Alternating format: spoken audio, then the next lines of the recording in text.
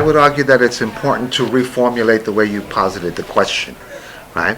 I think that if you look at a lot of the ethnic institutions that exist in these immigrant neighborhoods, these institutions are overwhelmingly dominated and established, and their leadership functions are overwhelmingly made up of older folks, usually males, that are immigrants and still have an immigrant mentality. Their identities are very much ethnic identities, right?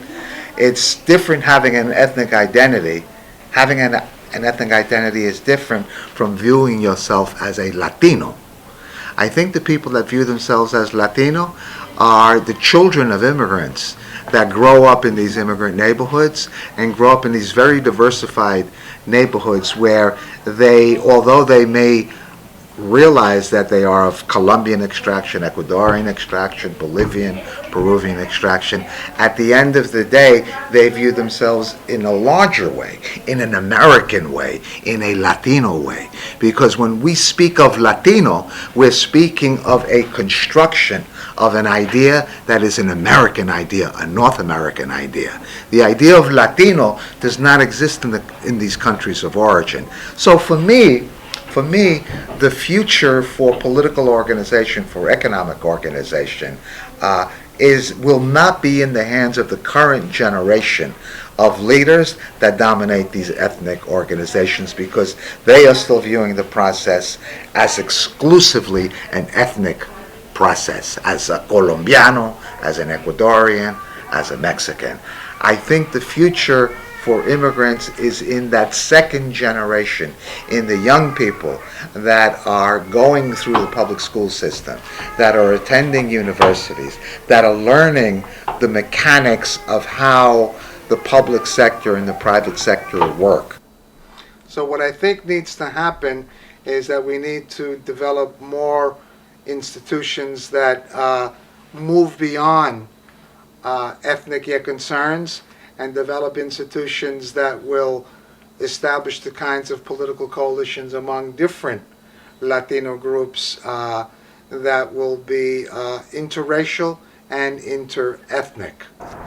This area for Northwestern Queens and for Queens in general is extremely important, because what we are seeing here is the development of a real estate, a speculative real estate complex that takes in not only the development of 2 new stadiums, but the development of a mall, the largest mall in New York City, which will be approximately 1,400,000 square feet.